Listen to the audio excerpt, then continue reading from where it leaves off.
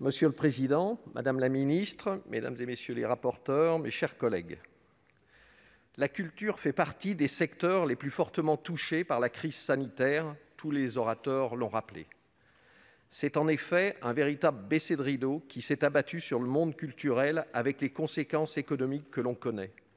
Dès juillet, les pertes de chiffre d'affaires étaient évaluées pour 2020 à 4,2 milliards d'euros pour le spectacle vivant, à 3 milliards d'euros pour les arts visuels et 640 millions d'euros pour les patrimoines hors architecture.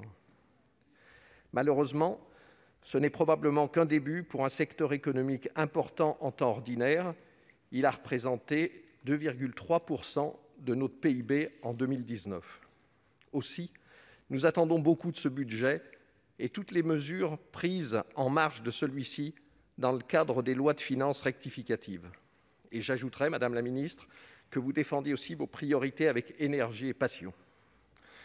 Face à ce séisme sans précédent, les moyens doivent en être exceptionnels pour sauver la culture, cet héritage de la noblesse du monde, comme l'avait qualifié Malraux.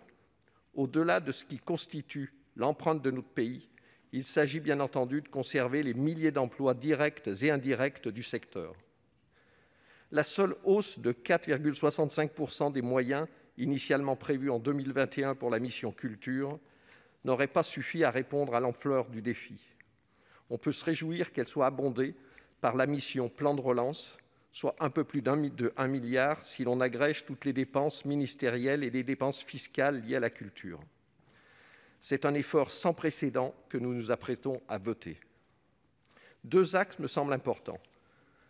Maintenir les capacités du rayonnement culturel de la France par un soutien incontournable à ses opérateurs et impulser une dynamique profitable à tous les territoires. Préserver le rayonnement culturel de la France, c'est préserver l'attractivité globale de notre pays. Le tourisme est un levier fort, sinon essentiel, de l'économie culturelle à travers ses grands événements, ses monuments ou encore ses châteaux. Je citerai un seul chiffre, 81% des visiteurs du château de Versailles étaient des touristes étrangers en 2019. Dans ces conditions, vous avez identifié des priorités, Madame la Ministre, et l'on ne peut qu'y souscrire. Oui, il faut soutenir les grands opérateurs qui sont affaiblis, en particulier ceux qui ont un taux élevé de ressources propres. Comme je l'ai dit, la culture est indissociable de l'identité de la France et il serait impensable de laisser nos grands musées fermer leurs portes et licencier, comme c'est le cas aux États-Unis.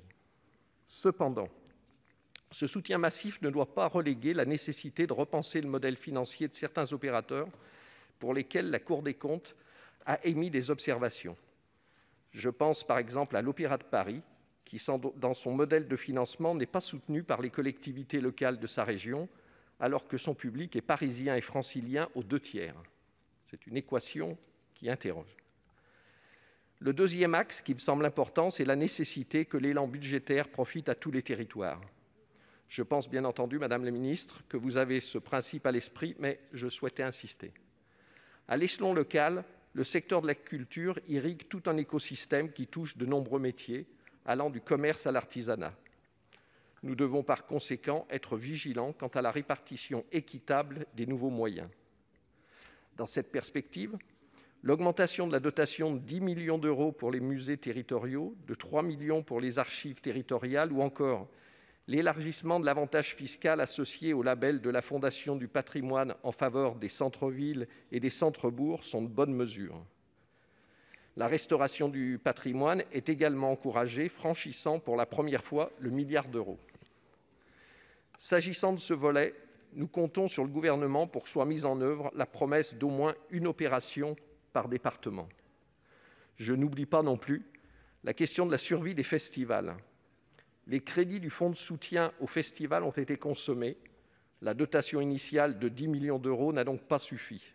Le plan de relance réabonde de 5 millions. Ces soutiens sont importants, mais ce que veulent les festivaliers, c'est reprendre leur activité au plus vite, comme ils l'ont exprimé dans une tribune le 27 novembre dernier. Que leur répondez-vous, Madame le Ministre, ainsi qu'aux élus très attachés à leurs festivals locaux? Mes chers collègues, le groupe RDSE soutiendra ce projet de budget qui reflète une mobilisation exceptionnelle, J'espère cependant que la politique de relance n'entraînera pas une année blanche pour les autres politiques du ministère, en particulier celle de l'élargissement d'une culture accessible à tous, qui fait partie du pacte républicain.